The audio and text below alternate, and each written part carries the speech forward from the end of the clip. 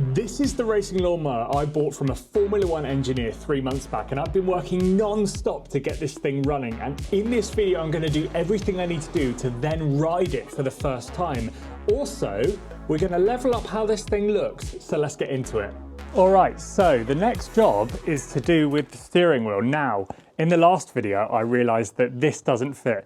It doesn't fit on there. This is a steering wheel from R&M. You can get them online. Check out their website up there. But this is a 50mm spaced hole. And for some reason, the hub I've got on the wheel is 42mm. Ross at R&M has very kindly 3D printed this and sent it to me. So let me show you what this is going to do. So this is what it is. 3D printed Boss on there. Oh yeah, spot on. Lovely. Right, so we've got the new steering wheel, which this goes on there. So those holes fit up nicely. 3 holes in there, and now I'm going to do them up now just to be 100% sure. This is going to help me drill these additional holes, the ones for the smaller boss, accurately, which I wouldn't do without this.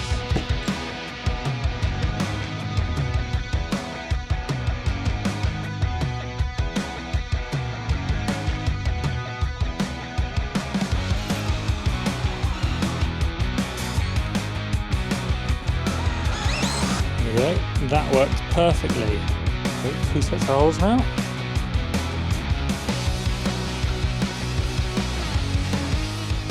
That was a godsend. I never would have got those holes lined up right without that. So thank you to Ross at R&M. Make sure to check them out.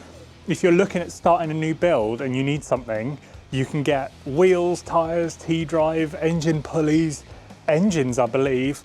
The steering wheels they custom made. Thanks for sending that to me anyway. Now there's a reason steering wheels are so important on these things. A lot of your weight goes through the steering wheel itself.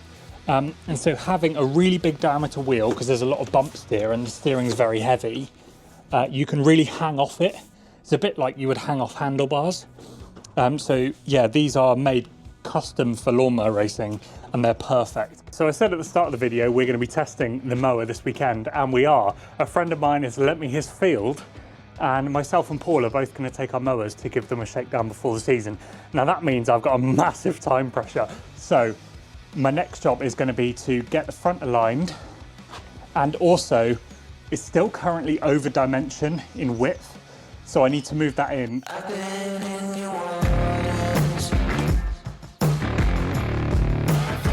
So that one is straight ahead now. I need to do the same on this one.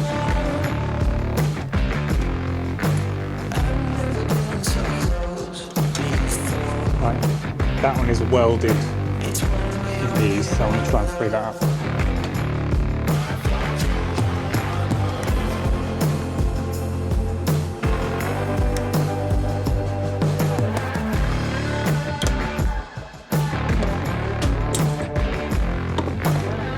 Oh, it works. Come on. Jeez, these are so stuck. All right, I've finally got this freed up. That was a horrible job. These were like welded into each other. So it's just a load of working it back and forth with WD-40 and cleaning up the threads. So it wasn't fun, but it's done. So that's good.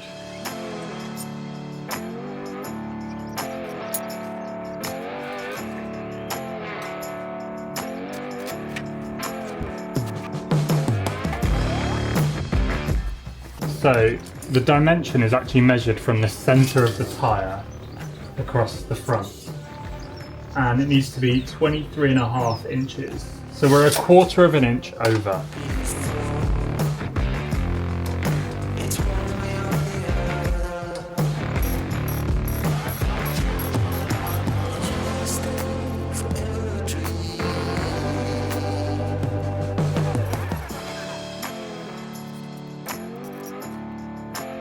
Right, time to put the wheels back on and re-measure it and hope it's correct. Right. 2 or 3 mil under measurement, but that's okay, I don't mind that. Right, that's done, but next is going to be a tricky job that's going to require some thinking. We've got our upright, our stub axle, and then the 2 rose joints, and between them there is a very small gap. Now I measured them a second ago, and on one side it's 3.8 and on one side it's 3.4. So what I want to do is create a spacer and hold that in the correct place. So I bought some of these 1/2 inch spacers. They are 10mm long. Now I need to be able to cut them to 1.7mm accurately, and I didn't have a way to do that. But what I'm going to do is I've got this 12mm bolt that they fit just over, and what I'm going to do is wind this down until it's that distance from the top. Then I can run a grinder over the top and hopefully trim it quick accurately. We shall see if that works. How do I measure that correctly? And this is another one of those things where if you have a lathe at home, you can feel smug about yourself, because all of this sort of crap is trying to figure out your way around not having the correct tool. 3.8.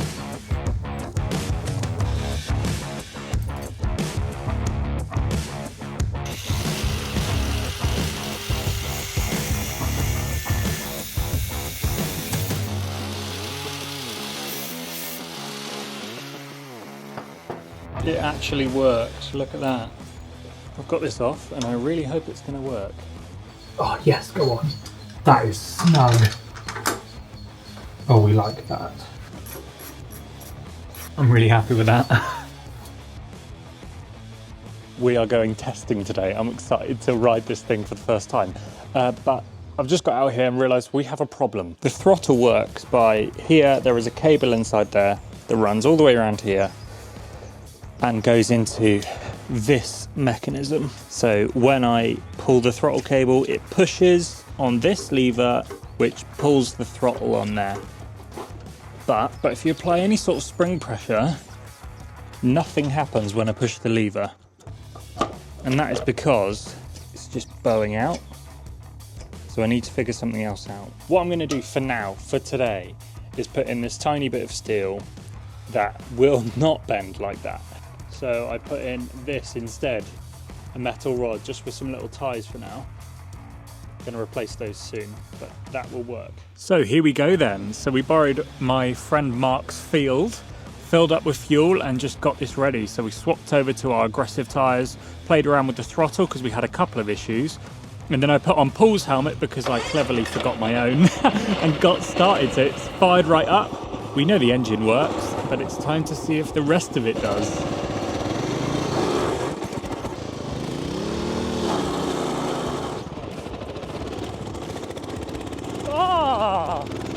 It works!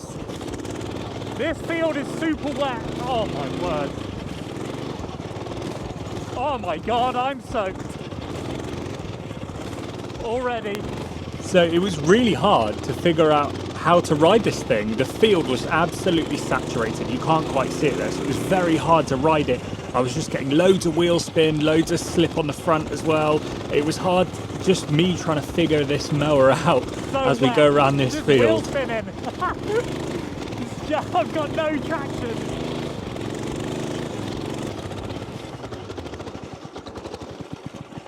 First impressions are very hard to give because I had zero traction. It handled very weird because I had quite a lot of front grip and no rear grip because it's so soft and it wants to dig in and stuff, but you know, we'll see. So we fired it up to go again, see if we can figure it out and pull away, and you can see there just how much mud I'm chucking up. I was immediately soaking wet. And sending it along this top edge, I could find a bit of grip here and it would go. I was liking how it's handling, I was liking the seating position. Like 4x4. And it was just good to be back on a lawnmower again. Oh, that's wobbling. The seating position's really good. I like the seat. I'm definitely moving the steering wheel on the column, so that needs sorting. And the brakes don't work. But that I can bleed or try and fix. Yeah. I don't know what's going on with that. It's just too soft to make any conclusions. Came to try and learn as much as we can. We figured out the throttle thing and that it runs. And it's comfy, I like it. But yeah, I just can't really get up any speed, so that's a shame. So, since the last clip, we've done quite a lot. We got home, cleaned it off, and we had a load of issues to fix. So let me walk you through what we've done. Now, one of the main ones was that this was wobbling. So what we've done is we found actually there's another place to pick up. We thought there wasn't any more, but there's an M6 bolt that goes right into the block here, made this little bracket and attached on there, and now that is rigid. And I've had a few people asking about these, but that fuel tank is not going anywhere, to use the cliche. Then finally, the brakes weren't very good, and now I've got that working much better. So bled it all up and it's all good. Now you might be wondering what's going on here, why the outside of this is black and the middle is blue. So my plan is to do something similar to what I did last time actually. So I want the number to be this colour, so I'm going to have some stickers made in the font I want, stick them on, spray the whole thing black and then peel the stickers off. And so I think that'll look good on the back. So let's walk through this. So just cleaning up the surface, I got these stickers that my sister did with her Cricut, and cut them out onto the transfer tape, which was harder than it looks, and then squeegeeing these on. Now I do know that these are going to get knocked off and ruined probably in the first race, but you got to have it looking presentable at the start, haven't you? So trying to get the two stickers lined up together, those squares were there so we could position them correctly. Wheel it in for the other side, do the same again, really trying to make sure the stickers are on there, and I've then put a layer of clear coat over the top. Next for the number boards, I've got these numbers out, new font this year, and then trying to get these two lined up onto the sticker board. These were the biggest size we could do on the cutter thing that my sister has. And so for the front one, I wanted to do something a little bit different. I put them in, line them up, cut off the edge, and now I'm just trimming off all of that excess. And that is to clear the universal joint you can see there. There we go. Oh. So then for the sides, you have to have a number on the front, rear and two sides. So we've got the front and two sides, we're missing the rear. So that is the numbers done, but I've left definitely the hardest thing till last, and it's going to be this. This was really tricky. I did this last time and it was very difficult to get right. I had to have a couple of goes at it. So lifting the seat off so we can spray this. Being very cautious about finding the middle. You only get one go at this type of thing, so marking that out. We've then got a different style of sticker here. This is a template sticker. So we've got this cut out, and it's a especially low tack adhesive on here so it doesn't pull the paint off. I don't know how that got in there.